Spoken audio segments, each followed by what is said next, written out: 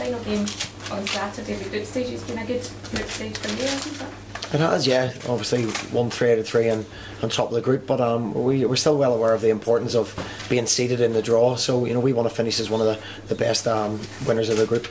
That game in midweek, it was probably more of a struggle when you look at the score than some of the other games going back. Was that a bit of a, not a wake-up call, but a reminder to the players that it's not always easy against these teams? No, what it was a reminder, if you don't take your chances, you're going to be in trouble. I think we put a cross in every 2 minutes.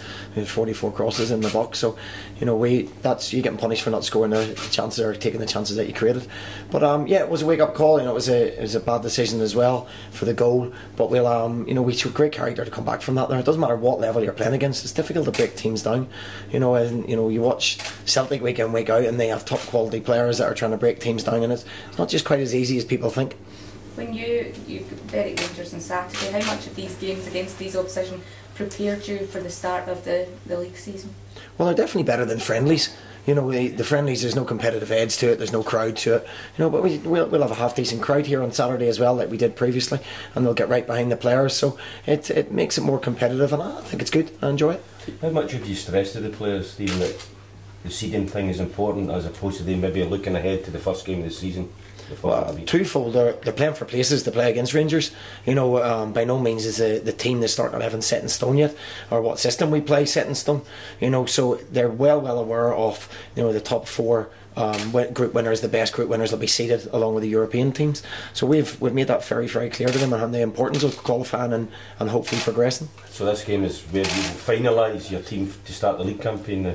I've got ideas in my head. Obviously we're still looking at getting people minutes. We work out how many minutes each person needs to make sure they're ready to go on the following Sunday. So we'll maybe make a couple of changes and maybe take people off and on if the game's going our way. Should we expect to see any new faces for tomorrow? Not for tomorrow, no. But for next week? Potentially. Always potentially. Every manager wants to keep signing more and more players. I mean, given the changes that you've made over the summer, how pleased are you with the way that it's so far blended so well?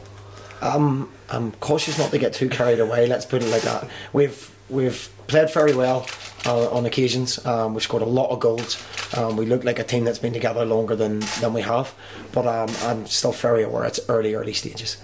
Turnover can be quite upsetting for a squad, especially if you've struggled maybe in the last 2 or 3 seasons, which I guess the team has to a certain extent. So has it injected a bit of a new freshness as well? I think what it's done is people that were used to relegation battles and the negativity that surrounds a relegation battle, they're not here anymore. The vast majority of them aren't here anymore, so they don't carry that weight around with them. The new players add a freshness to the place.